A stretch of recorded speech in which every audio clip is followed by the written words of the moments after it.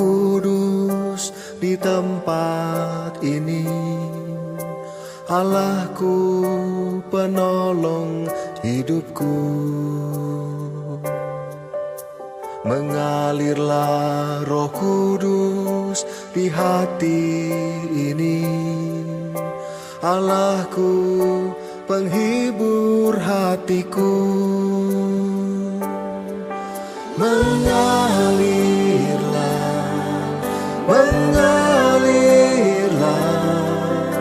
penuhi dan pulihkan hidupku ini. Mengalirlah,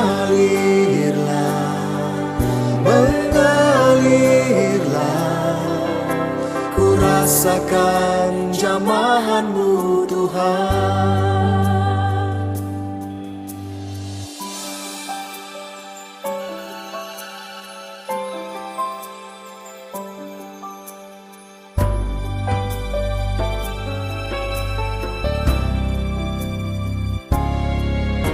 Mengalirlah Roh Kudus di tempat ini. Allahku, penolong hidupku. Mengalirlah Roh Kudus di hati ini. Allahku, penghibur hatiku. Mengalirlah,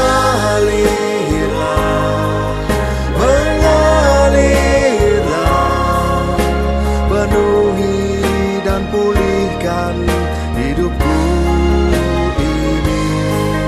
Mengalirlah,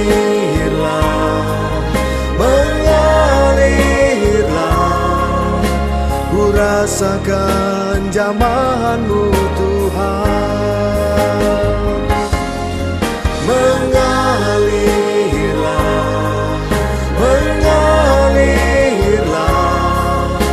penuhi dan pulihkan hidupku ini. Mengalirlah,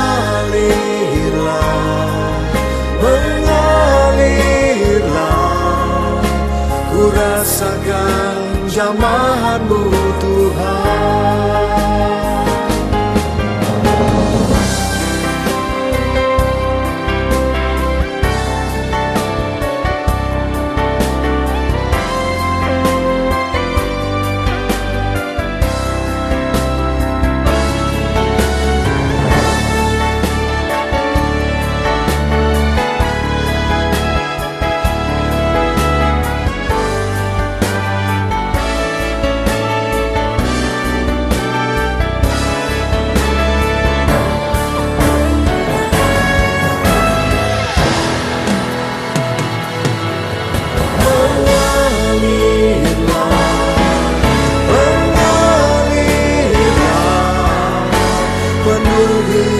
Dan pulihkan hidupku.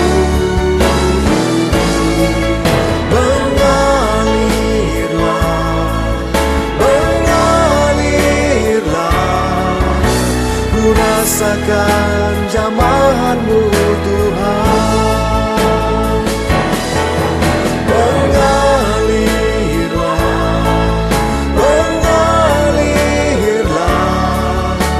penuhi dan pulihkan hidupku ini. Mengalirlah,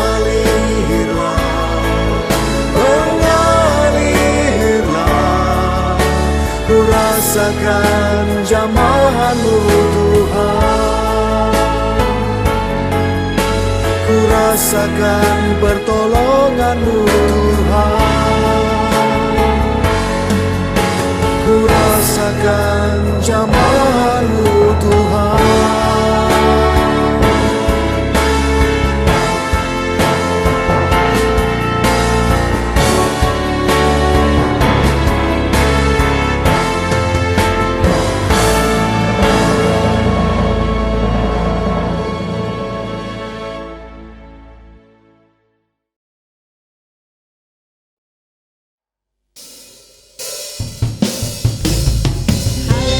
Shalom Bapak Ibu Saudara-saudaraku yang dikasih dalam Tuhan Yesus Kristus. Apa kabar semuanya pagi hari ini? Semua pasti luar biasa, amin. Sebab kita punya Tuhan yang luar biasa. Tuhan yang senantiasa ada bersama dengan kita, yang terus menyertai kita dengan sempurna dan melindungi setiap kita. Pagi hari ini, mari siapkan hati kita untuk datang kepada Tuhan, bersyukur, memuji, menyembah, memberikan yang terbaik bagi Tuhan, amin. Mari sebelum kita lanjut memuji Tuhan, satukan hati di dalam doa. Bapa yang kami sembah di dalam nama Tuhan Yesus Kristus, sungguh kami bersyukur Tuhan. Pagi hari ini ya Bapa, kami anak-anak-Mu datang menyembah-Mu Tuhan, mengucap syukur, berdoa, bermazmur hanya bagi nama Tuhan. Kami percaya ya Tuhan, saat kami memuji menyembah-Mu ya Bapa, Engkau bertahta di atas puji-pujian kami. Terima kasih Bapa, urapi setiap kami anak-anak-Mu yang datang dengan segenap hati, memberikan yang terbaik bagi Engkau Tuhan Yesus. Haleluya. Di dalam nama Tuhan Yesus kita semua yang bersyukur bersama katakan amin. Haleluya.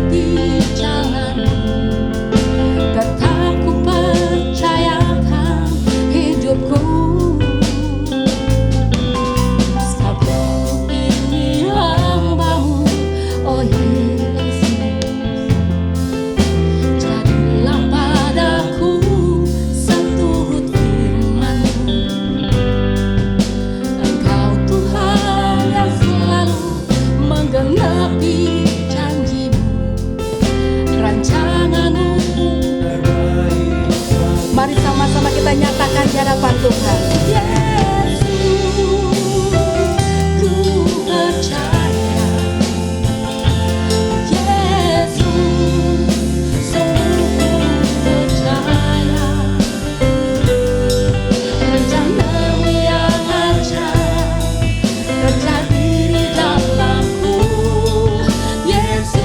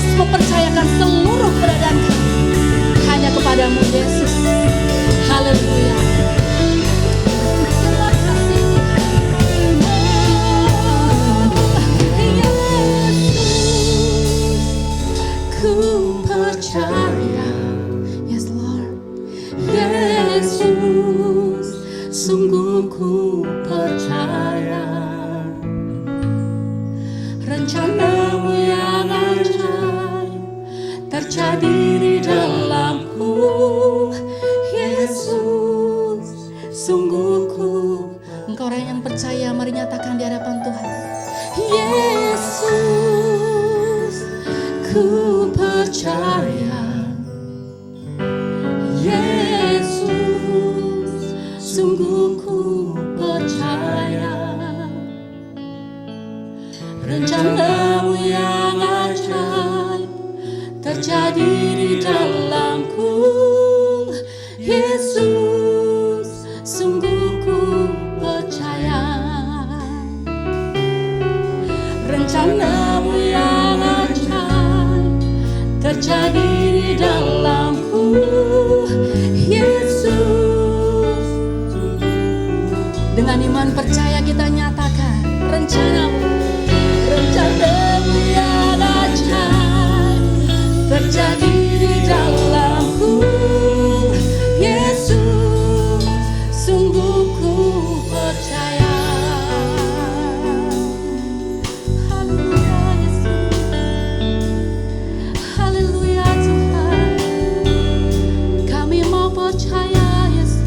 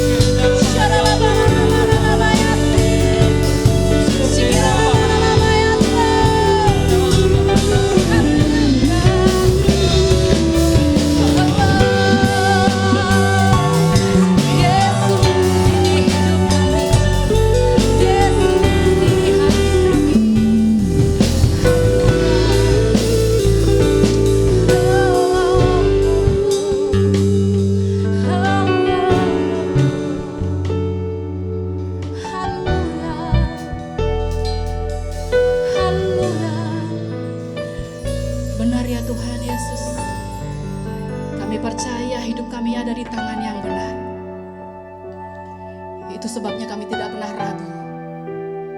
Kami mau menyerahkan seluruh keberadaan kami, seluruh hidup kami di tangan-Mu Tuhan. Kami percaya rancangan-Mu yang ajaib akan terjadi dalam hidup kami. Sebab Engkau Tuhan yang selalu menggenapi janji-Mu dalam hidup kami ya Tuhan. Itu sebabnya ya Bapa, mungkin kadang kami tidak mengerti. Mungkin kami kadang tidak tahu Tuhan Yesus. Tapi satu hal yang kami mau terus percaya, bahwa rencana Tuhan selalu yang terbaik bagi kami. Terima kasih Bapa. Terima kasih Tuhan Yesus. Dengan iman percaya kami mau terus percaya ya Tuhan. Engkau pasti akan terus menuntun langkah hidup kami. Haleluya. Yesus, Yesus, ku percaya. Yesus, sungguh ku percaya rencana-Mu yang ajaib terjadi di dalamku. Yesus, sungguh ku percaya. Katakan Yesus. Yesus, ku percaya. Yesus, sungguh ku percaya. Rencana-Mu yang ajaib terjadi di dalamku. Yesus, sungguh ku percaya. Rencana-Mu yang ajaib, rencana-Mu yang ajaib terjadi di dalamku. Yesus, Sungguh ku percaya. mari engkau yang percaya dengan imanmu katakan, oh rencana-Mu yang ajaib terjadi di dalamku. Yesus, sungguh ku percaya.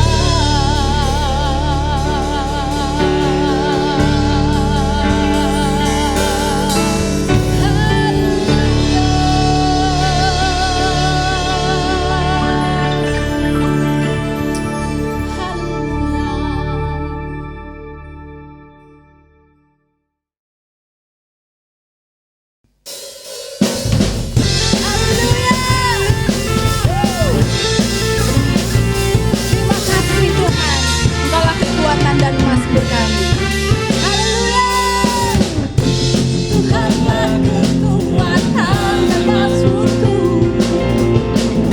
Dia gunung batu dan keselamatanku. Hanya padamu hati percaya, Kaulah menara dan kota perlindungan.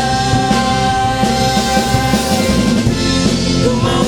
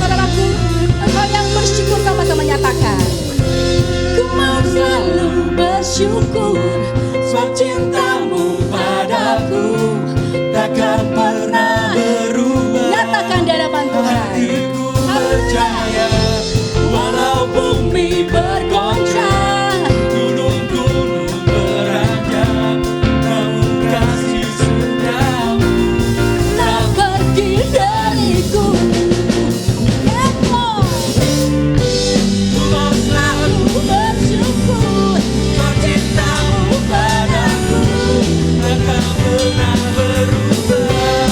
Hatiku percaya.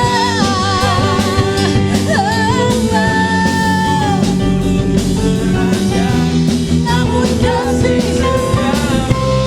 tak pergi dariku, kasih setiamu tak pergi dariku, kasih setiamu tak pergi dariku.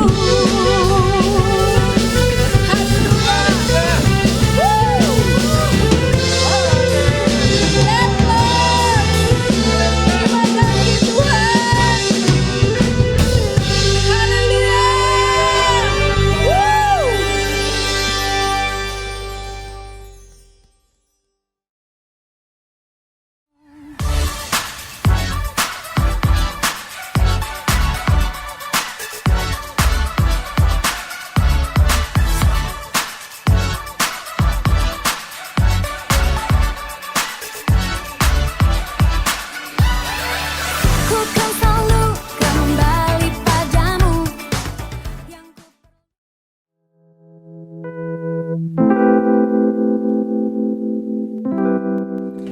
Puji nama Tuhan, benar kita percaya kasih Tuhan tidak pernah berubah, kasih-Nya tak berkesudahan. Amin.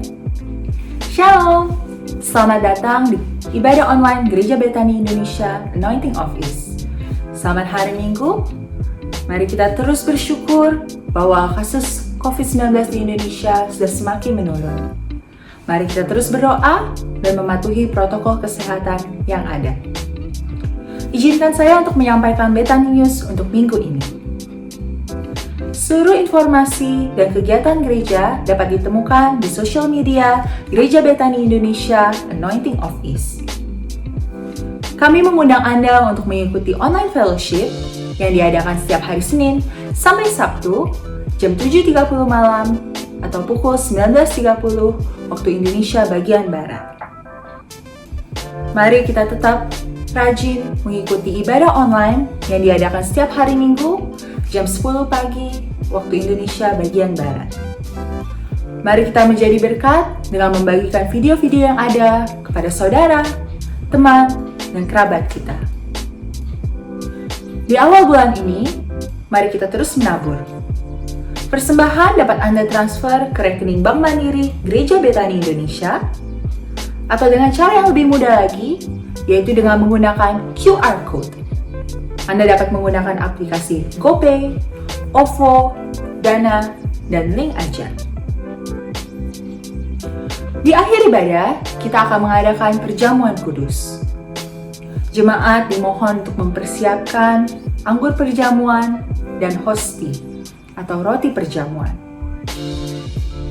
Mari kita persiapkan diri kita untuk terus memuji Tuhan, mendengarkan firman Tuhan, dan mengikuti perjamuan kudus. Mari kita persiapkan hati kita. Selamat beribadah. Tuhan Yesus memberkati.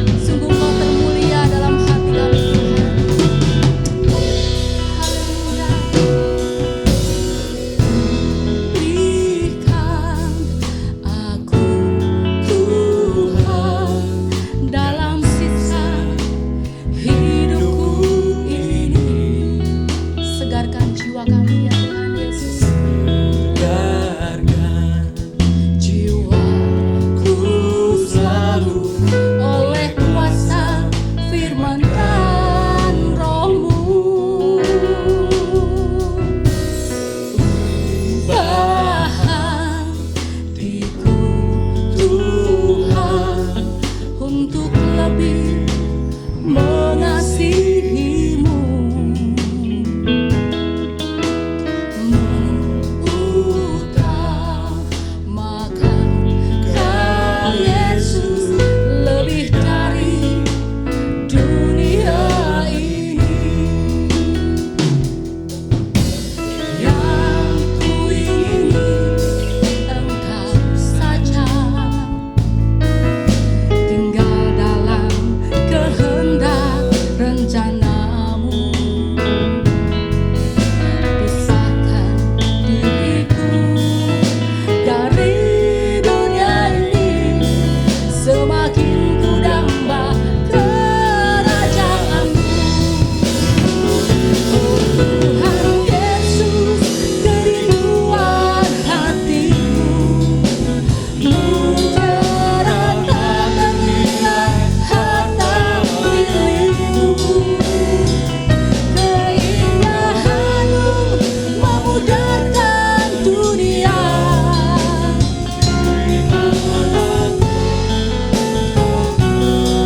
Nyatakan, oh Tuhan Yesus, Tuhan Yesus, kerinduan hatiku, mutiara tak ternilai harta milikku.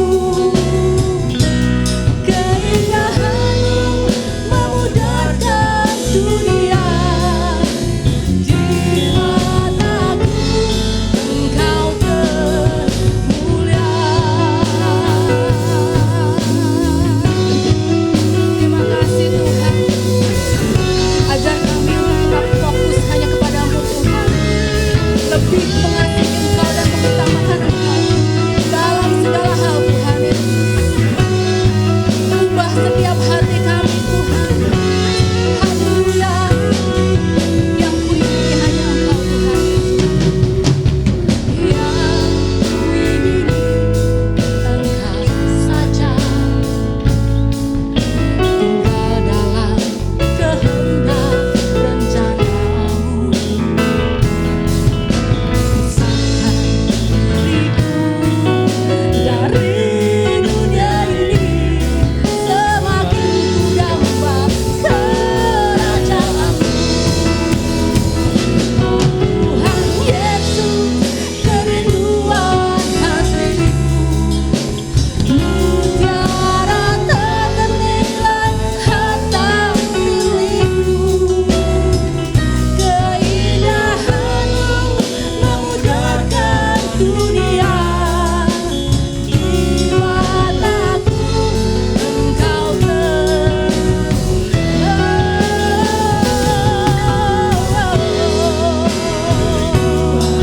Jadi kerinduan setiap kami anak-anak-Mu Tuhan. Haleluya. Keindahanmu memudarkan dunia.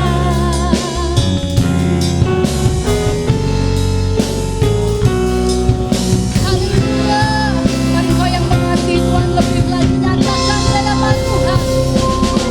Tuhan Yesus, kerinduan hatiku, Mutiara tak ternilai harta milikmu. benar Tuhan Yesus. Keindahanmu memudarkan dunia. Di mataku Engkau termulia. Di mataku Engkau termulia. Di mataku Engkau termulia.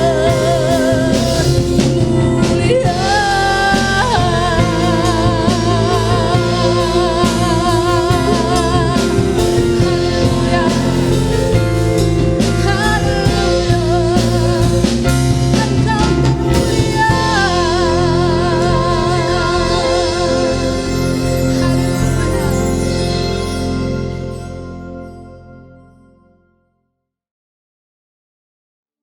Haleluya, puji Tuhan.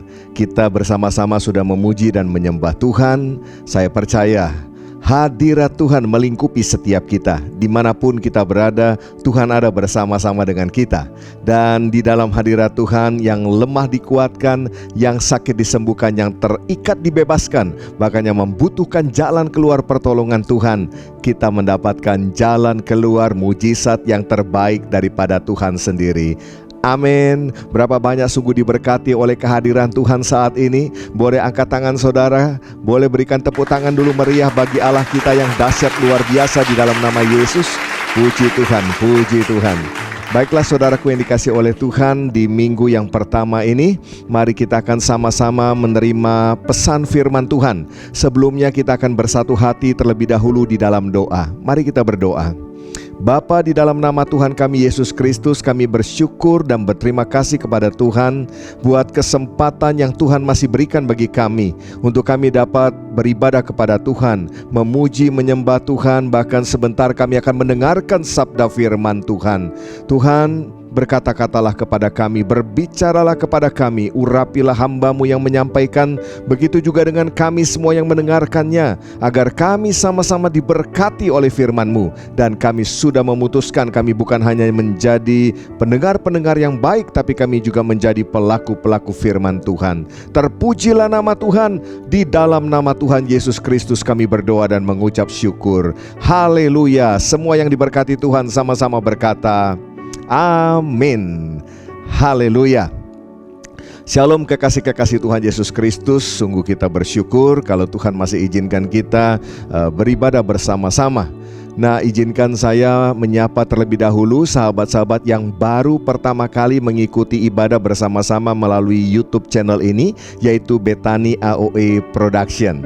Welcome, selamat datang. Saudara bukanlah orang asing, saudara adalah keluarga kami di dalam Tuhan Yesus Kristus.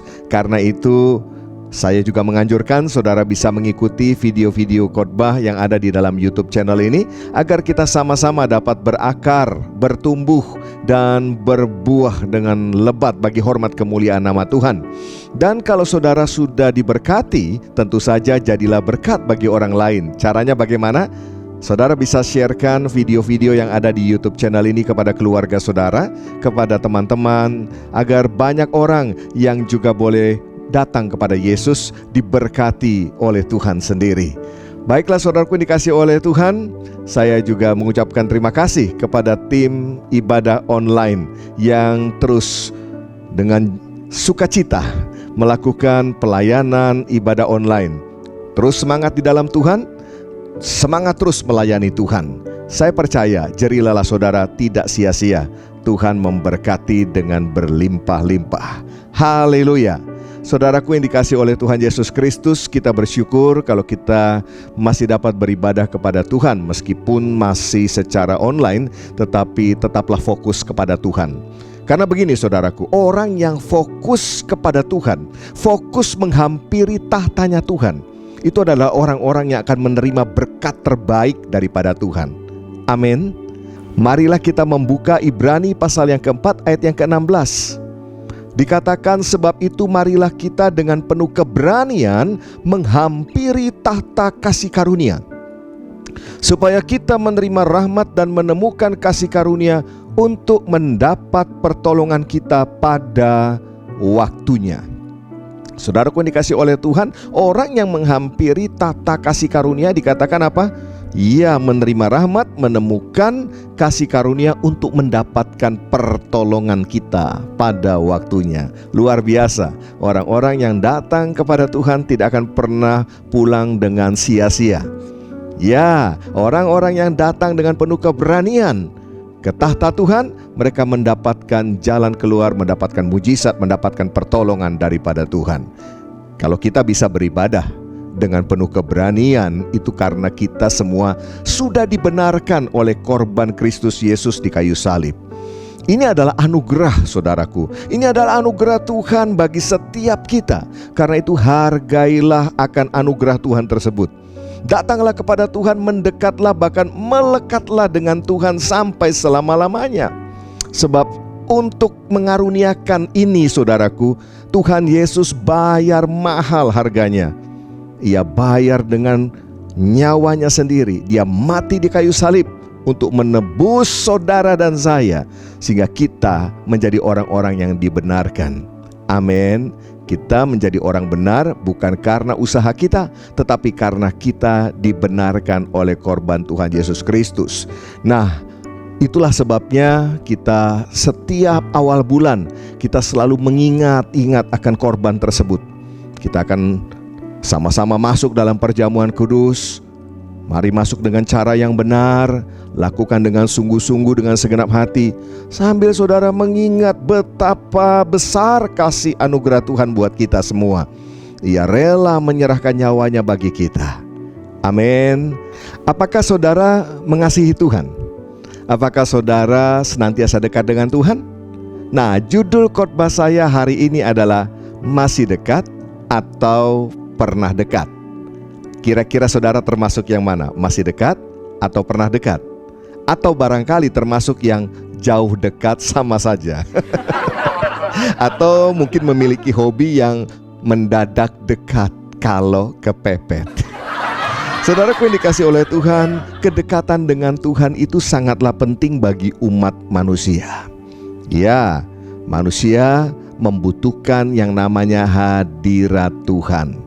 Saudaraku yang dikasihi oleh Tuhan, semua makhluk itu dapat hidup dan berkembang apabila ada di dalam habitatnya. Kalau dia ada di luar habitatnya, dia akan mati, dia akan binasa. Contoh saja saudaraku, yang namanya ikan, kalau dia ada di air, wah lincah sekali. Dia bisa menjadi begitu berkembang biak dan lain sebagainya.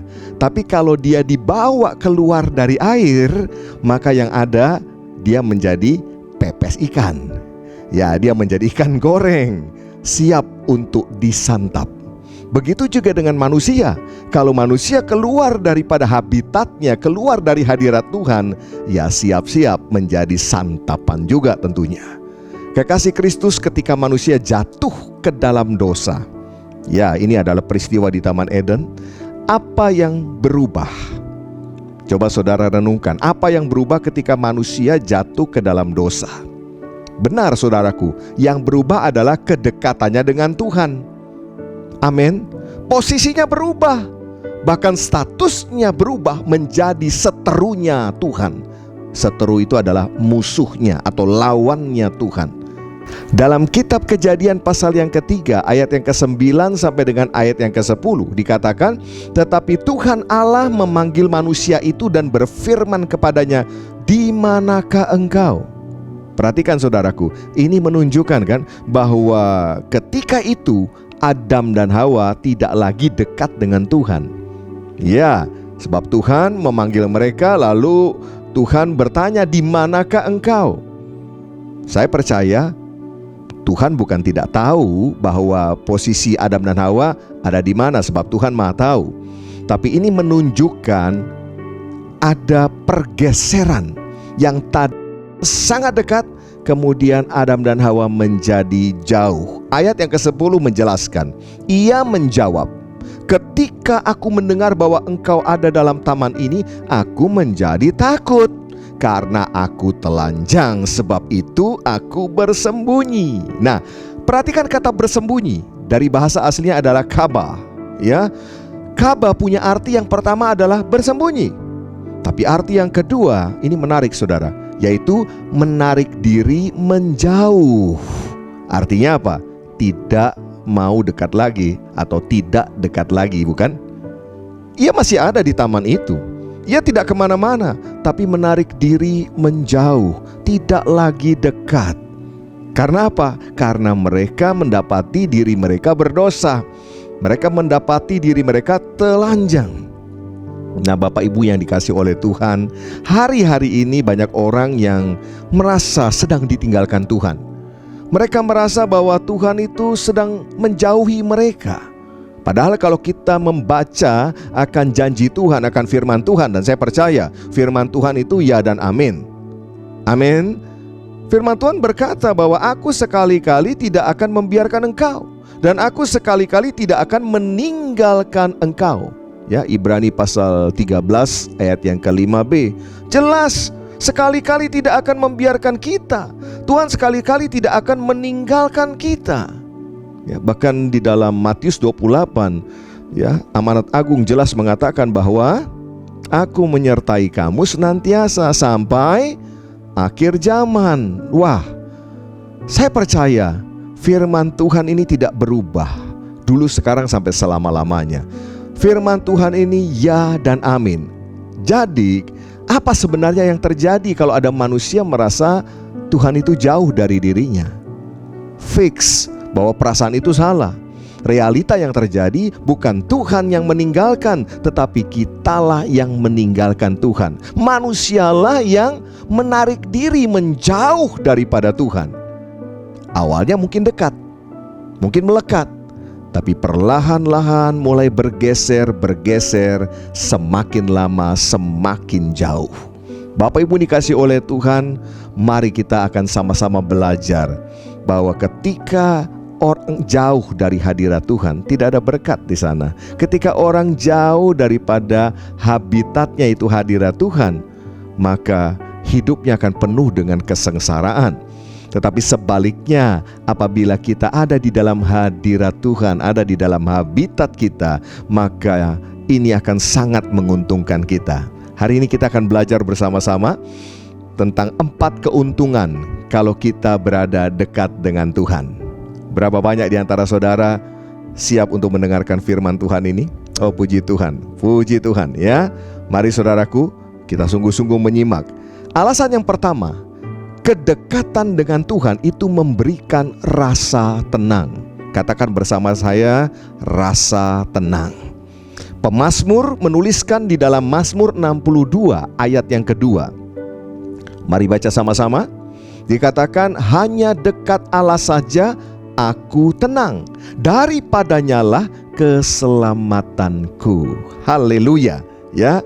Rasa tenang itu akan muncul otomatis ketika kita berada dekat dengan Tuhan. Otomatis akan muncul ketika kita ada di dalam hadiratnya Tuhan. Meskipun situasi, kondisi di sekeliling kita bisa saja begitu mengerikan, situasi, kondisi yang ada di sekeliling kita bisa saja belum berubah sama sekali. Tetapi ketika kita ada dekat dengan Tuhan, rasa tenang itu akan muncul dalam hidup kita. Bapak Ibu dikasih oleh Tuhan, kalau kita sampai kehilangan rasa tenang, kita akan kehilangan juga seluruh kekuatan kita. Sebab firman Tuhan berkata kan di dalam Yesaya pasal yang ke-30 ayat yang ke-15, dikatakan, sebab beginilah firman Tuhan Allah yang Maha Kudus, Allah Israel, dengan bertobat dan tinggal diam kamu akan diselamatkan. Dalam tinggal tenang dan percaya terletak, baca sama-sama, kekuatanmu. Saudaraku yang dikasih oleh Tuhan Yesus Kristus, orang yang tidak memiliki rasa tenang, ya, seluruh kehidupannya akan gemetar, menjadi lemah. Tapi sebaliknya, kalau kita dekat dengan Tuhan, rasa tenang muncul di dalam hati kita, dan itulah kekuatan saudara dan saya. Jadi saudaraku yang dikasih oleh Tuhan, jika hari-hari ini di tengah-tengah situasi pandemi COVID-19 ya belum berubah, memang sudah menurun, tapi masih tetap kita ada dalam PPKM dan kita tetap harus waspada senantiasa. Kalau ada di antara kita yang sedang mengalami kehilangan rasa tenang, coba periksa saudaraku, bagaimana posisi kita di hadapan Tuhan. Apakah posisi kita dekat atau jauh dengan Tuhan? Ingat saudaraku, jauh dekat tidak sama loh, beda. Orang yang jauh dari Tuhan, dia akan tidak memiliki akan rasa tenang. Orang yang jauh dari Tuhan, dia akan menjadi lemah. Tapi sebaliknya, orang yang dekat dengan Tuhan, rasa tenang muncul dan dia mendapatkan kekuatan daripada Tuhan. Haleluya.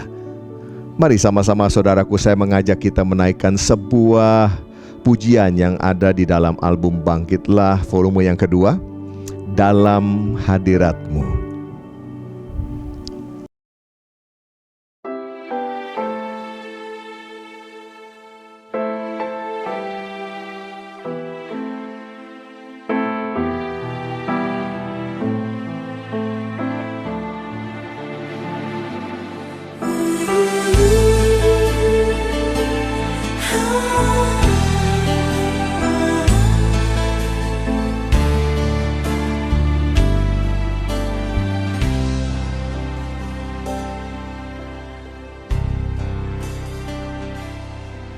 Saat ku berada dalam hadirat-Mu, ku rasa damai hatiku. Sadari kasih-Mu melimpah atasku, ya Bapa, ku bersyukur.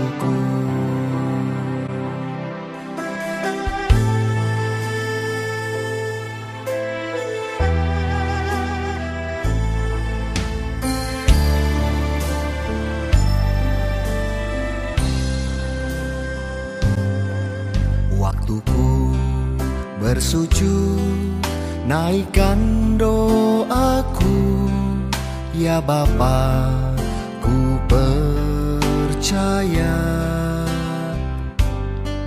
Segala khawatirku ku serahkan, ya Tuhan, pertolonganku datang dari-Mu.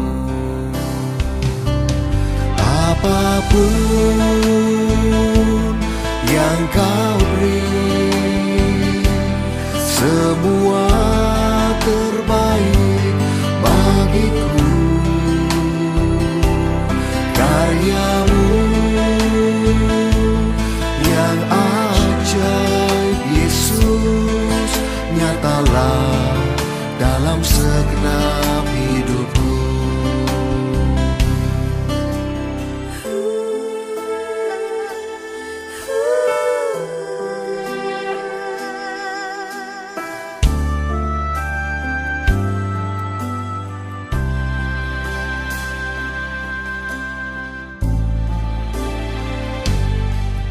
Waktuku bersujud, naikkan doaku, ya Bapa, ku percaya. Segala khawatirku ku serahkan, ya Tuhan, pertolonganku datang dari-Mu. Apapun yang Kau beri, semua terbaik bagiku. Karya-Mu yang ajaib, Yesus, nyatalah dalam segenap hidupku.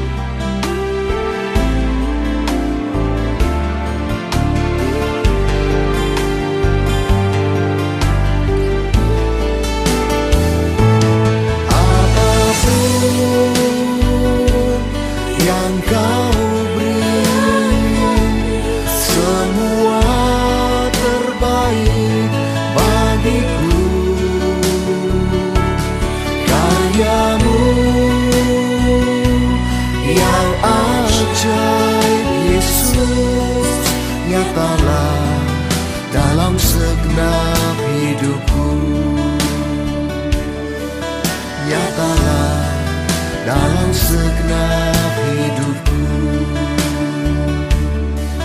nyatalah dalam segenap hidupku.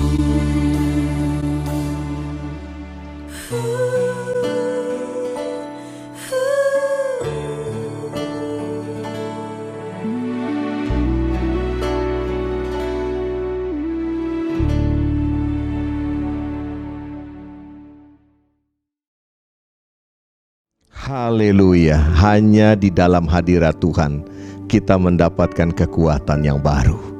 Amin. Jadi kalau ada di antara kita yang saat ini, sementara saudara mendengarkan firman Tuhan, hatimu sedang gelisah, galau dan lain sebagainya, dan kau mulai merasa kekuatanmu semakin hilang hari-hari ini, mari dekatlah kepada Tuhan. Melekatlah sama Tuhan, maka engkau akan mendapatkan rasa tenang dan kekuatan yang baru daripada Tuhan. Bapak Ibu dikasih oleh Tuhan Yesus Kristus, itu alasan yang pertama. Kedekatan dengan Tuhan memberikan kepada kita rasa tenang. Yang kedua, keuntungan kita apabila kita dekat dengan Tuhan, ada di dalam hadirat Tuhan adalah kedekatan menentukan sudut pandang kita. Mari kita sama-sama membaca dari kitab Wahyu, pasal yang keempat, ayat yang pertama sampai dengan ayat yang kedua.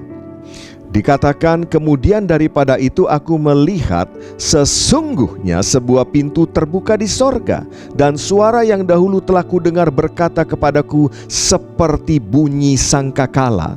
Katanya, naiklah kemari, dan aku akan menunjukkan kepadamu apa yang harus terjadi sesudah ini.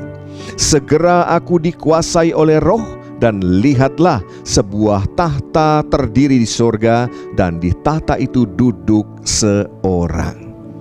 Bapak Ibu dikasih oleh Tuhan, kitab Wahyu ini dituliskan ketika Rasul Yohanes itu berada dalam pembuangan di Pulau Patmos.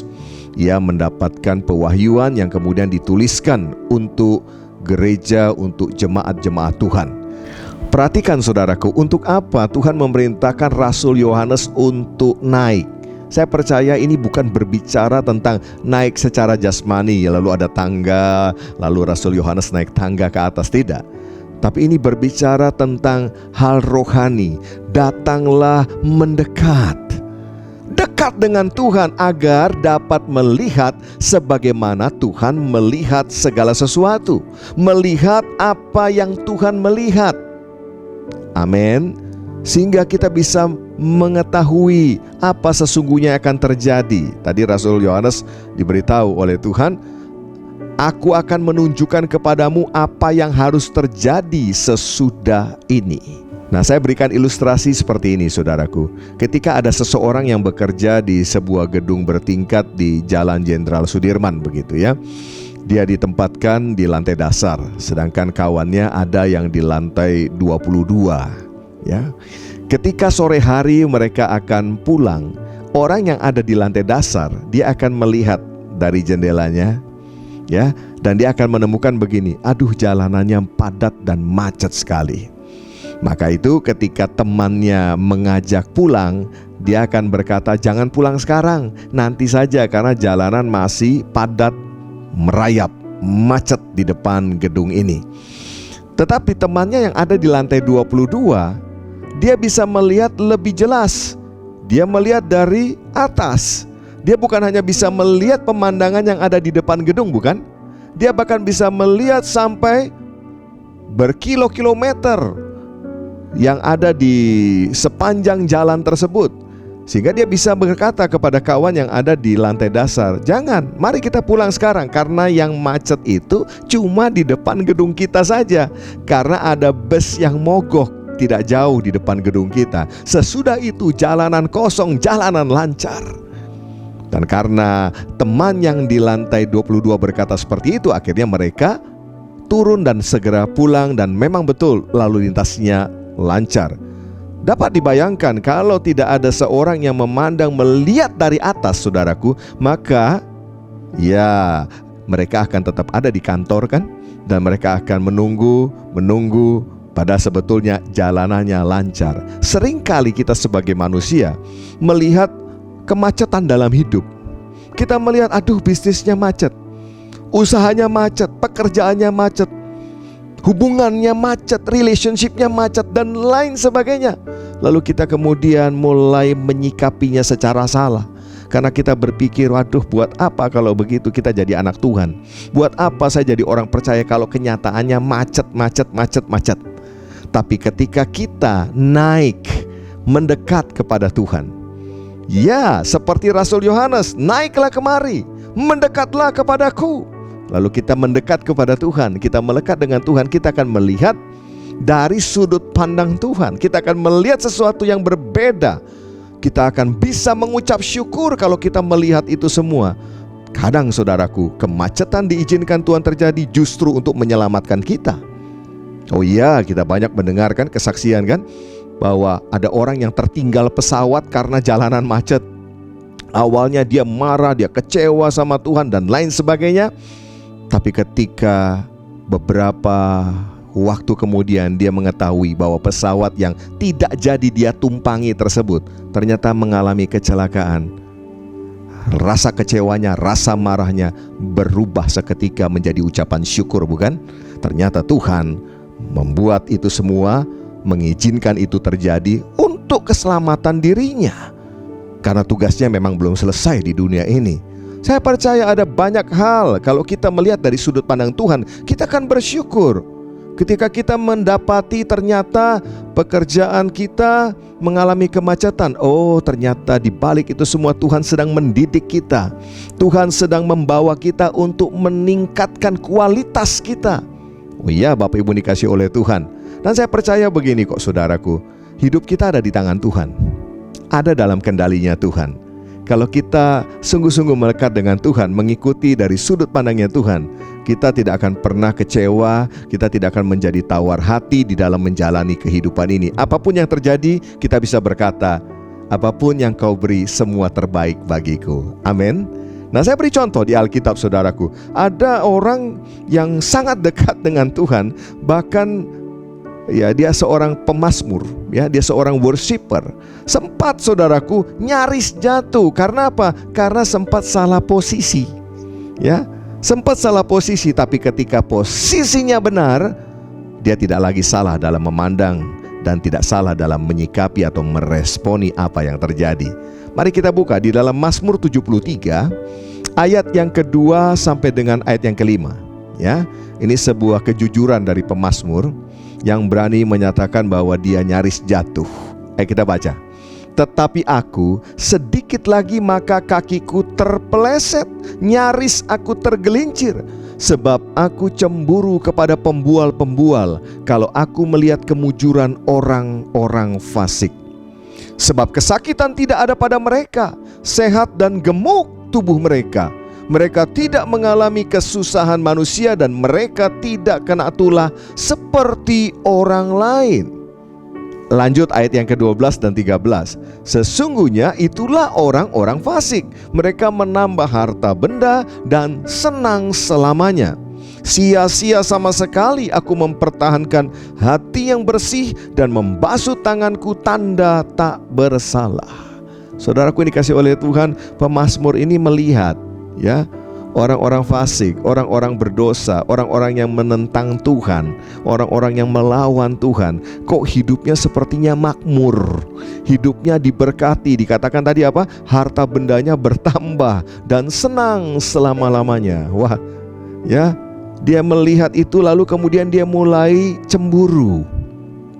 Ya, sampai dia berkata, sia-sia sama sekali aku mempertahankan hati yang bersih, membasuh tanganku tanda tak bersalah.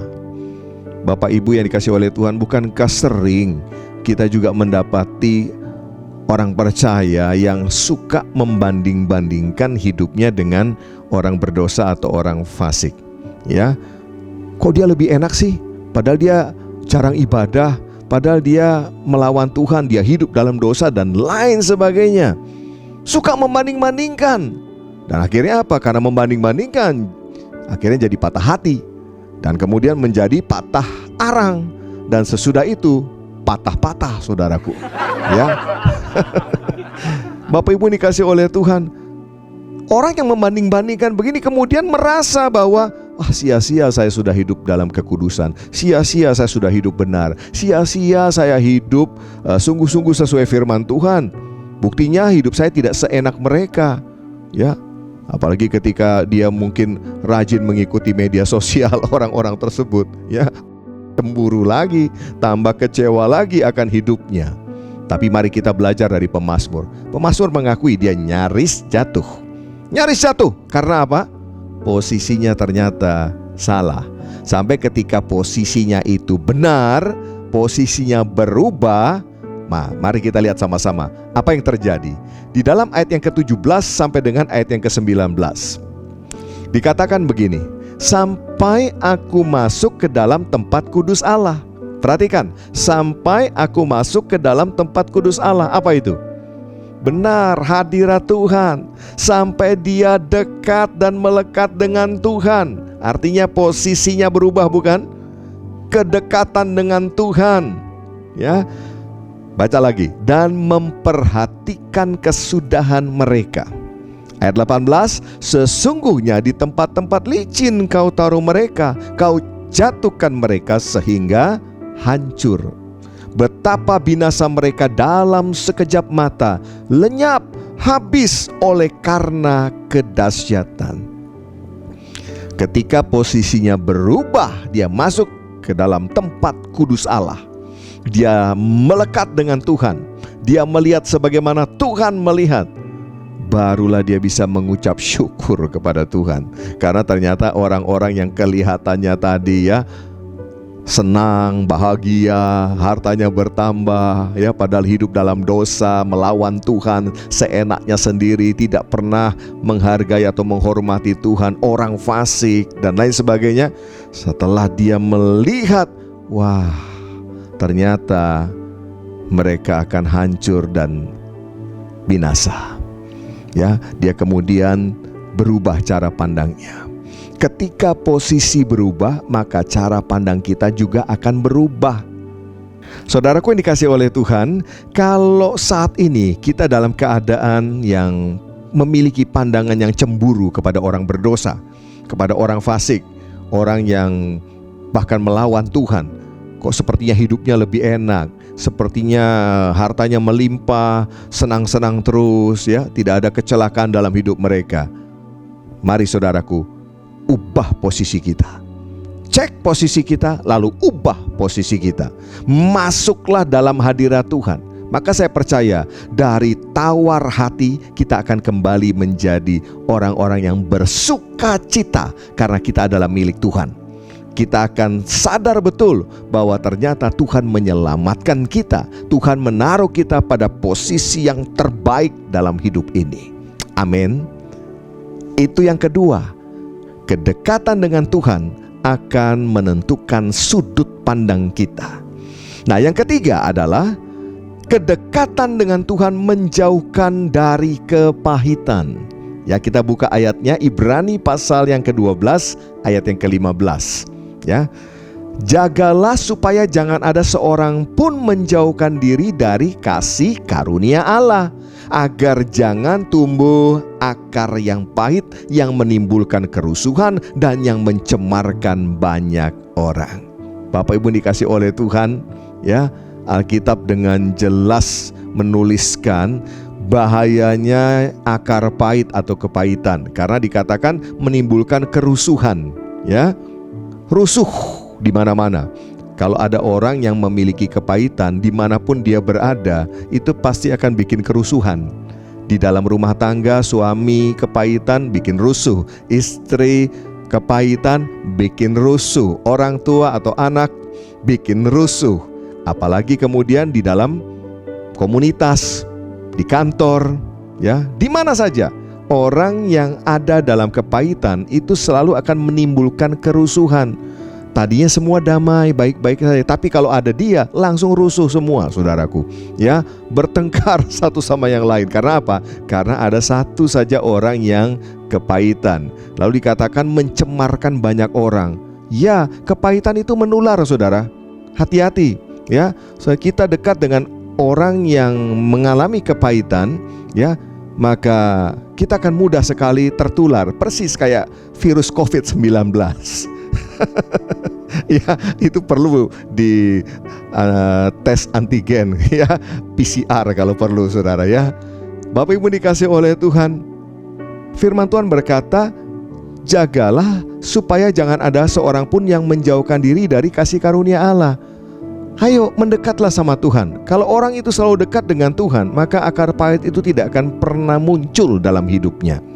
Saya beri contoh di Alkitab, ada seseorang yang saya beri julukan anti pahit, saudaraku. Siapa dia? Ya, Daud, saudaraku. Daud ini seorang yang anti pahit. Mengapa demikian? Daud seharusnya itu pahit kepada Saul, ya, mertuanya sendiri, yang berupaya untuk membunuh dia. Ya, saudara, ini peristiwa yang tentu sangat menyakitkan, kan? Ya, mertua ingin membunuh menantunya sendiri karena menantunya lebih berprestasi daripada dia. Saya mau tanya, ada di antara saudara yang pernah mengalami seperti Daud ini?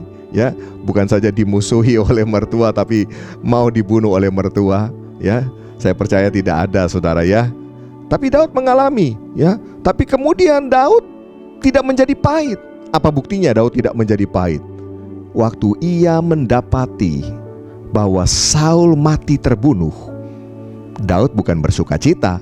Daud tidak bergembira, "Oh puji Tuhan, musuhku akhirnya dibinasakan Tuhan. Haleluya, Tuhan memang melindungi aku." Ya, tidak, saudaraku. Dia meratap. Daud meratap. Dia begitu sedih, dia begitu terpukul. Daud tidak punya hati yang pahit. Mengapa demikian? Karena seorang Daud tidak pernah menjauhkan dirinya dari kasih karunia Tuhan. Dia selalu melekat, dia selalu dekat dengan tahta Tuhan. Ayo kita baca yuk di dalam 2 Samuel 1 ayat 11 sampai dengan ayat 16. Ini peristiwa yang saya katakan tadi, ya. Lalu Daud memegang pakaiannya dan mengoyakkannya, ya, setelah dia mendengar tentang kematian daripada Raja Saul. Dan semua orang yang bersama-sama dengan dia berbuat demikian juga. Dan mereka meratap, menangis dan berpuasa sampai matahari terbenam karena Saul, karena Yonatan anaknya, karena umat Tuhan dan karena kaum Israel, sebab mereka telah gugur oleh pedang. Nah, kemudian bertanyalah Daud kepada orang muda yang membawa kabar itu kepadanya. "Asalmu dari mana?" Jawabnya, "Aku ini anak perantau, orang Amalek." Kemudian berkatalah Daud kepadanya, "Bagaimana, tidakkah engkau segan mengangkat tanganmu memusnahkan orang yang diurapi Tuhan?" Lalu Daud memanggil salah seorang dari anak buahnya dan berkata, "Kemari, paranglah dia." Orang itu memarangnya sehingga mati. Dan Daud berkata kepadanya, "Kau tanggung sendiri darahmu, sebab mulutmu lah yang menjadi saksi menentang engkau, karena berkata, aku telah membunuh orang yang diurapi Tuhan."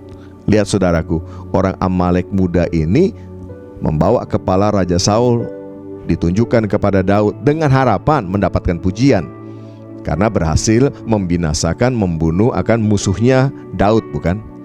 Tapi ternyata tidak demikian. Dia tidak mendapatkan apa yang dicita-citakan. Dia bukannya mendapatkan hadiah atau penghargaan, dia malah dihukum mati oleh Daud. Lihat saudaraku yang dikasih oleh Tuhan, Daud meskipun disakiti oleh Saul, tapi dia gak pahit sama sekali. Ya, dia begitu menghormati, menghargai, artinya pengurapan Tuhan. Daud sadar betul bahwa Saul adalah orang yang pernah diurapi oleh Tuhan, dan dia tidak pernah mau menjamah orang yang diurapi oleh Tuhan. Kekasih Tuhan, kalau saat ini sementara saudara mendengarkan khotbah ini, saudara dalam posisi sedang kepahitan kepada orang lain, ya, kepada orang yang ada di dekat saudara maupun orang-orang yang ada di sekeliling saudara, mari perhatikan posisi saudara. Berarti posisi kita sedang jauh dari kasih karunia. Sebab selama kita dekat dengan kasih karunia Tuhan, selama kita melekat dengan Tuhan, kita tidak mungkin menjadi pahit. Walaupun situasi kondisi yang ada di sekeliling kita tetap pahit, tapi kita sendiri tidak akan menjadi pahit. Kita tidak akan menjadi kepahitan. Walaupun orang yang menyakiti kita, yang memusuhi kita belum berubah, tidak berubah sama sekali, kita tidak akan menjadi pahit. Amin. Itulah sebabnya firman Tuhan tadi berkata, janganlah menjauhkan diri dari kasih karunia Tuhan, supaya jangan muncul akar pahit. Jadi saudaraku, tidak usah berjuang untuk mengampuni orang lain. Cukup ubah posisi kita, mendekat saja kepada Tuhan, maka kita otomatis tidak akan sanggup untuk kepahitan lagi. Yang muncul dalam hati kita justru belas kasihan Tuhan, saudaraku, kepada orang yang menyakiti kita, yang merugikan kita. Ketika kita melekat dengan Tuhan, kita ada di dalam tahta kasih karunia Tuhan. Yang akan muncul di hati saudara adalah belas kasihan. Ya, kita sudah sama-sama belajar tadi, seorang Daud Dia tidak pernah pahit dalam situasi kondisi apapun. Sekalipun Saul tidak pernah berubah, Saul tetap benci Daud, Saul tetap berupaya untuk membunuh Daud, tapi Daud tidak kepahitan sedikit pun.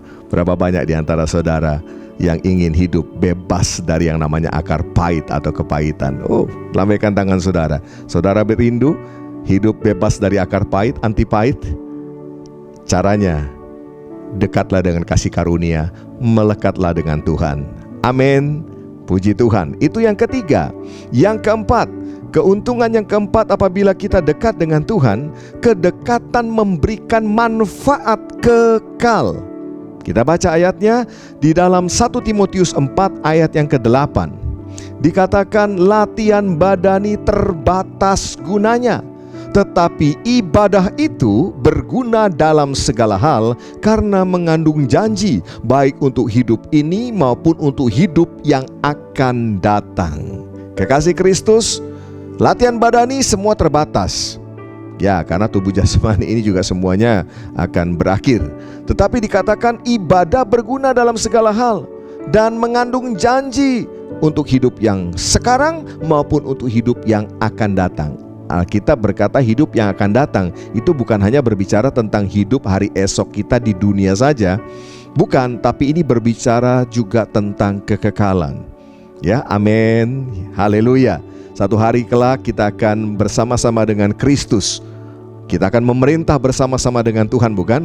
Ya, dan itu ditentukan mulai dari sekarang ini, kedekatan kita dengan Tuhan, ibadah kita dengan Tuhan. Orang yang sungguh-sungguh melekat dengan Tuhan, dia sebetulnya sedang membangun masa depannya, masa depan dalam kekekalannya. Tetapi mengapa saudaraku ada orang yang rajin beribadah, ya, tapi kok hidupnya tidak berubah? Ya, tetap saja dia melakukan perkara-perkara yang jahat, tetap saja dia nakal, merugikan orang lain, ya, melakukan hal-hal yang cemar. Mengapa demikian? Nah, kita lihat jawabannya ada di Yesaya 29 ayat yang ke-13. Dikatakan, dan Tuhan berfirman, oleh karena bangsa ini datang mendekat dengan mulutnya dan memuliakan aku dengan bibirnya, padahal, baca sama-sama, hatinya menjauh daripadaku dan ibadahnya kepadaku hanyalah perintah manusia yang dihafalkan. Ya, ibadah itu kalau cuma sekedar formalitas, ya, ibadah hanya sebatas di mulut tapi tidak di hati, itu percuma saudaraku, sia-sia. Ya, ibadah itu saudaraku harus dengan hati, ya, bukan hanya sekedar di bibir saja, di mulut saja. Apalagi kalau cuma hafalan, oh abis ini lalu ini lalu ini lalu ini. Firman Tuhan berkata, itu semua hanyalah perintah manusia. Ya, bukan saya yang berkata loh. Tuhan berkata itu hanyalah perintah manusia yang dihafalkan, dan itu sia-sia saja saudaraku. Tidak akan membawa perubahan apapun dalam hidup kita.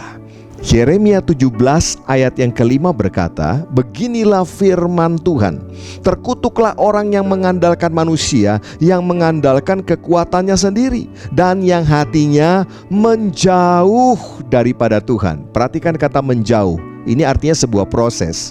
Tadinya dekat, lalu kemudian pergi menjauh. Ya, seperti kisah Adam dan Hawa tadi, ya, menarik diri menjauh. Tadinya dekat, tapi kemudian mulai menjauh, berubah. Tadinya dekat, lalu mulai berubah. Bapak Ibu yang dikasihi oleh Tuhan, bagaimana kalau orang terlanjur hatinya menjauh daripada Tuhan? Apa yang harus dilakukan?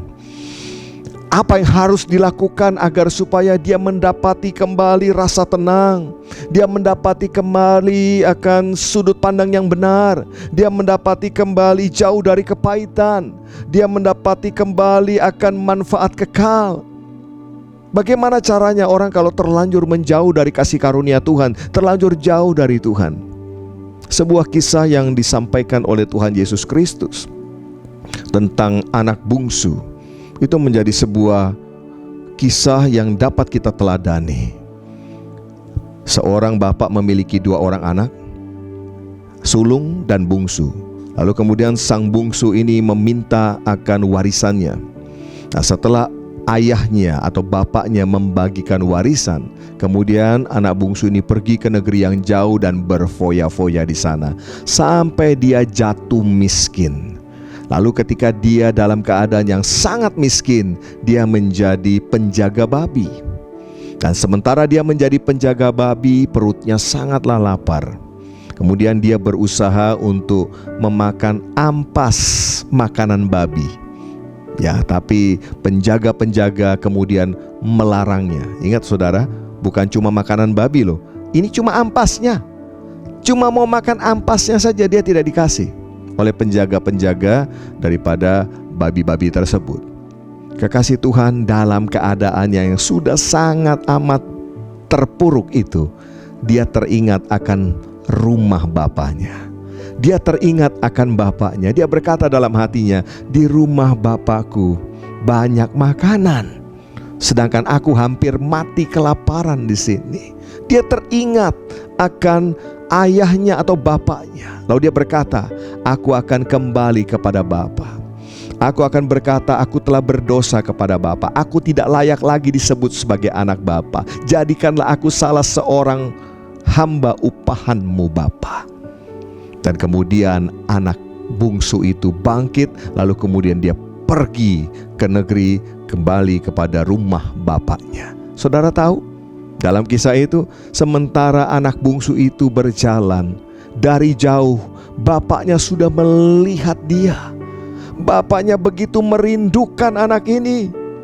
Bapak begitu mengasihi anak ini, sehingga kemudian bapaknya kemudian berlari dan mengejar anak itu. Firman Tuhan berkata, dia memeluk anak itu. Bapak itu memeluk anak itu dengan penuh kasih. Dan tidak sampai di situ saja. Sementara anaknya berkata, aku telah berdosa kepada Bapa. Aku tidak layak lagi disebut sebagai anak Bapa. Jadikanlah aku salah seorang upahan-Mu Bapa. Tetapi apa yang Bapa lakukan? Ia memberikan jubah yang baru. Dia memberikan kasut yang baru. Dan dia juga memberikan cincin yang baru. Meterai bahwa dia tetap anak Bapa. Saudaraku yang dikasihi oleh Tuhan Yesus Kristus, Bapa selalu menantikan ketika ada anak-anaknya yang ingin kembali kepadanya, sehingga pemulihan dapat terjadi. Saudaraku yang dikasihi oleh Tuhan, jadi kalau ada di antara kita yang saat ini sedang jauh daripada Tuhan, mari gunakan waktu yang ada, kesempatan yang ada untuk kembali dekat dengan Tuhan. Saya percaya firman Tuhan hari ini yang saudara dengar bukanlah kebetulan. Panggilan Tuhan untuk kembali dekat dengan Tuhan. Apabila saudara sudah dekat dengan Tuhan selama ini, firman Tuhan ini meneguhkan, jangan pernah lepaskan, jangan pernah tinggalkan Tuhan. Melekatlah sampai selama-lamanya. Itulah kerinduan hati Tuhan bagi setiap kita. Berapa banyak di antara saudara yang ingin meresponi akan firman Tuhan ini dan berkata, aku mau terus dekat dengan Bapa, dekat dengan Tuhan, dekat dengan kasih karunia Tuhan, bahkan melekat dengan Tuhan. Mari satukan hati di dalam doa. Bapa, di dalam nama Tuhan Yesus Kristus, kami mengucap syukur kepada Tuhan untuk kesempatan yang Kau berikan untuk kami mendengarkan firman Tuhan pada hari ini. Kami percaya tidak ada sesuatu apapun dalam hidup ini yang terjadi kebetulan. Apa yang kami dengar karena memang Tuhan ingin kami mendengarkan akan hal ini. Tuhan, kami ingin Tuhan, kalau saat ini posisi kami sedang jauh daripada Tuhan, kami dipenuhi oleh rasa tidak tenang, kami gelisah, kami gemetar, kami menjadi lemah. Kami memiliki sudut pandang yang salah, sehingga kami merasa cemburu kepada orang-orang berdosa, kepada orang-orang fasik. Bahkan kami mengalami kepahitan, yang satu dengan kepahitan yang lain kepada orang-orang di sekeliling kami. Dan Tuhan, ibadah kami hanyalah ibadah-ibadah yang formalitas, yang hafalan saja. Saat ini Tuhan, kami ingin Tuhan kembali dekat kepada Tuhan. Kami ingin melekat kepada Tuhan. Kami ingin datang kepadamu Bapa dan memelukmu dan tinggal bersama-sama dengan Engkau sampai selama-lamanya. Tuhan, Ampunilah kami, ampunilah setiap anak-anak-Mu, dan biarlah kami boleh Tuhan terus melekat dengan Engkau sampai selama-lamanya. Kalau selama ini kami sudah tinggal dekat dengan Tuhan, kami memutuskan untuk terus melekat dengan Tuhan sampai selama-lamanya. Kami tidak mau jauh barang sedetik pun ya Tuhan. Hadirat-Mu itulah habitat kami, tempat di mana kami dapat hidup, tempat di mana kami memiliki rasa tenang, kami dapat memiliki sudut pandang yang benar, kami bebas dari segala kepahitan, dan kami memiliki keuntungan atau manfaat yang kekal. Terima kasih Tuhan. Pegang tangan kami, jangan pernah lepaskan kami. Kami adalah milik Tuhan, kami adalah kepunyaan Tuhan, kami adalah biji mata Tuhan. Terima kasih ya Tuhan. Di minggu yang pertama ini juga Bapa, kami ingin bersekutu dengan tubuh dan darah Tuhan Yesus Kristus melalui perjamuan kudus. Layakanlah setiap kami, ampuni kami akan segala dosa dan kesalahan kami, seperti kami juga mengampuni orang yang bersalah kepada kami. Kami masuk dalam perjamuan kudus dengan cara yang benar, sambil kami mengingat akan korban Yesus Kristus bagi kami semua. Kami masuk perjamuan kudus di dalam nama Bapa, Anak, dan Roh Kudus, yaitu Tuhan Yesus Kristus. Amin. Mari saudaraku yang dikasihi oleh Tuhan, kita akan masuk di dalam perjamuan kudus. Terima kasih Yesus buat anugerah kasih. Saudara-saudaraku yang dikasihi oleh Tuhan, apa yang aku teruskan kepadamu telah aku terima dari Tuhan, yaitu Tuhan Yesus pada waktu malam sebelum Ia diserahkan mengambil roti. Mari kita angkat roti kita tinggi-tinggi di hadapan Tuhan. Ia mengucap syukur atasnya, lalu memecah-mecahkan serta berkata, "Inilah tubuhku yang diserahkan bagimu. Perbuatlah ini setiap kali engkau memakannya menjadi peringatan akan aku." Saudara-saudaraku yang dikasihi oleh Tuhan, bukankah roti yang kita pecah-pecahkan ini, yang kita angkat tinggi-tinggi di hadapan Tuhan, adalah persekutuan kita dengan tubuh Kristus? Amin. Mari kita makan bersama dalam nama Tuhan Yesus.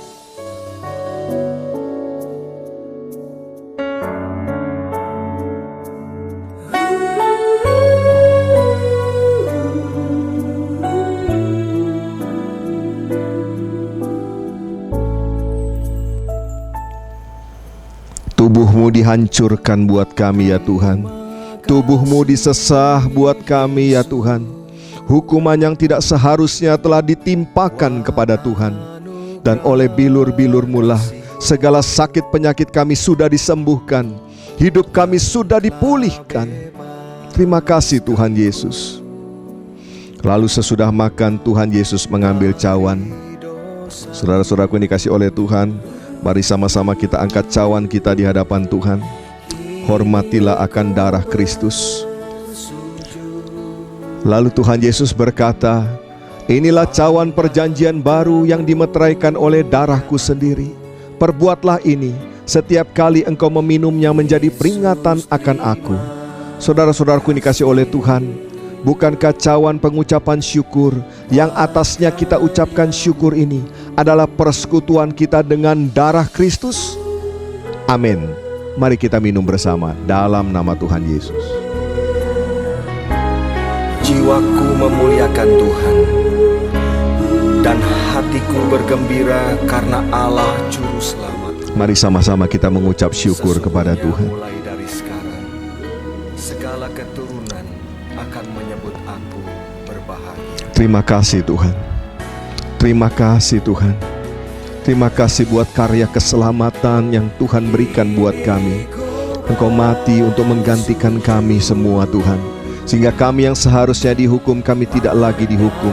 Kami mendapatkan hidup yang kekal di dalam Engkau Tuhan. Jadikan kami terus pribadi-pribadi Tuhan yang boleh menyenangkan akan hati Tuhan.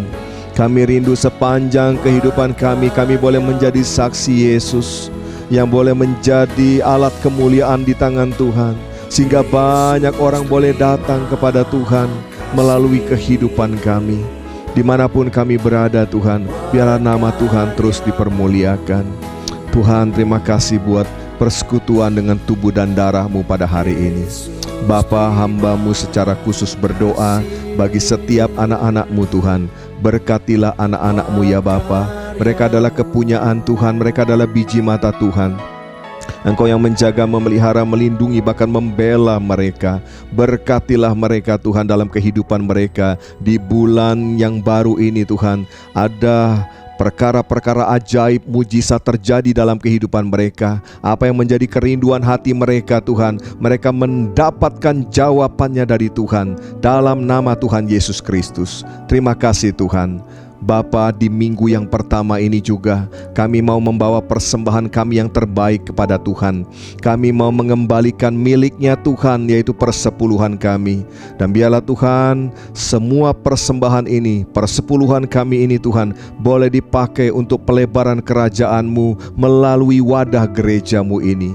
Berkatilah ya Tuhan, tangan-tangan yang membawa persembahan ini Kau kembalikan berlipat-lipat kali ganda. Engkau membukakan tingkap-tingkap langit di atas kepala mereka dan mencurahkan berkat-Mu sampai berkelimpahan. Terima kasih Bapa yang baik. Saat ini kami juga berdoa untuk bangsa dan negara kami Indonesia. Tuhan, curahkanlah keselamatan atas bangsa dan negara kami. Curahkanlah hujan pertobatan atas bangsa dan negara kami Tuhan. Kami percaya Indonesia disayang Tuhan, Indonesia dikasihi oleh Tuhan, Indonesia ada di tangan Tuhan, Indonesia ada di hatinya Tuhan. Tuhan, kami percaya kalau Roh-Mu turun atas Indonesia, Indonesia akan penuh dengan kemuliaan Tuhan. Berkatilah para pemimpin-pemimpin kami ya Tuhan, mulai dari Bapak Presiden, Wakil Presiden, para menteri, para pejabat dari pusat sampai ke daerah-daerah. Pimpinlah Tuhan semua mereka agar menjalankan pemerintahan dengan hati yang takut akan Tuhan. Dan Engkau sendiri Tuhan yang campur tangan membuat semuanya boleh berhasil. Nama Tuhan dipermuliakan. Terima kasih Bapa yang baik, Engkau luar biasa. Kami sungguh mengucap syukur buat ibadah di minggu yang pertama ini. Kami sudah memuji menyembah Tuhan, kami mendengarkan firman Tuhan, bahkan bersekutu dengan tubuh dan darah Kristus Yesus. Saat ini kami akan mengakhiri ibadah kami Tuhan. Kami rindu untuk menerima berkat yang datang dari Tuhan sendiri. Mari saudaraku yang dikasihi oleh Tuhan, kita angkat kedua tangan kita di hadapan Tuhan. Arahkanlah hatimu kepada Bapa di sorga, sumber segala berkat. Kekasih-kekasih Tuhan Yesus Kristus, Tuhan memberkati engkau dan melindungi engkau. Tuhan menyinari engkau dengan wajah-Nya dan memberi engkau kasih karunia. Tuhan menghadapkan wajah-Nya kepadamu dan memberi engkau damai sejahtera. Terimalah berkat yang berlimpah-limpah di dalam nama Bapa, Anak dan Roh Kudus, yaitu Tuhan Yesus Kristus, yang menyertai dan memberkati, memulihkan dan mengangkat kita sekalian mulai saat ini sampai Maranatha, bahkan sampai selama-lamanya. Yang percaya sudah menerima berkat dari Tuhan berkata, amin. Haleluya.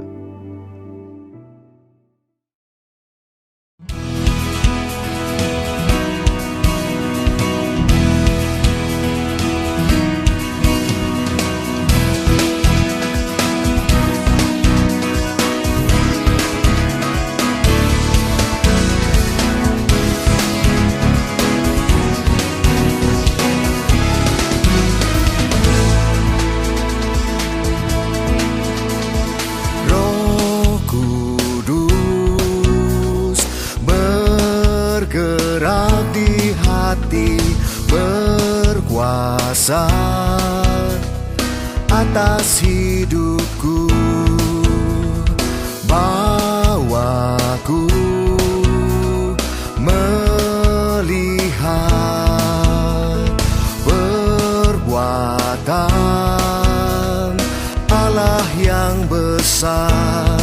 Ku tahu kini Dia turut bekerja untuk mendatangkan kebaikan. Ku mau selalu memuji-Mu, ku mau selalu menyembah-Mu. Di setiap waktu, di setiap langkah, dalam segala perkara. Ku mau selalu selalu memujimu, ku mau selalu menyembahmu. Di setiap waktu, di setiap langkah, dalam segala perkara.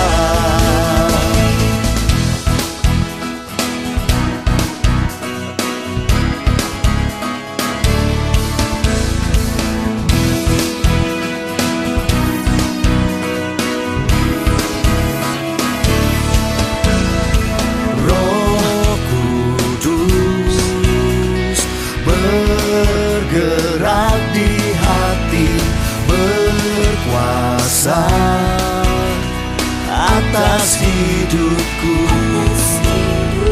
bawaku melihat perbuatan Allah yang besar. Ku tahu bekerja untuk mendatangkan kebaikan. Ku mau selalu memujimu, ku mau selalu menyembahmu. Di setiap waktu, di setiap langkah, dalam segala perkara. Ku mau selalu memujimu, ku mau selalu menyembahmu.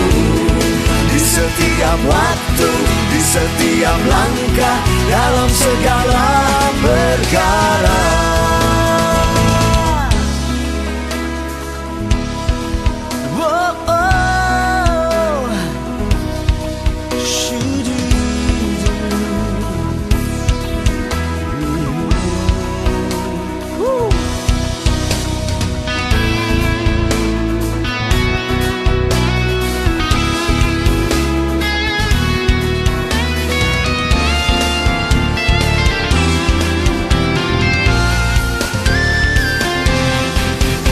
Selalu memujimu, ku mau selalu menyembahmu. Di setiap waktu, di setiap langkah, dalam segala perkara. Ku mau selalu memujimu, ku mau selalu menyembahmu. Di setiap waktu, di setiap langkah, dalam segala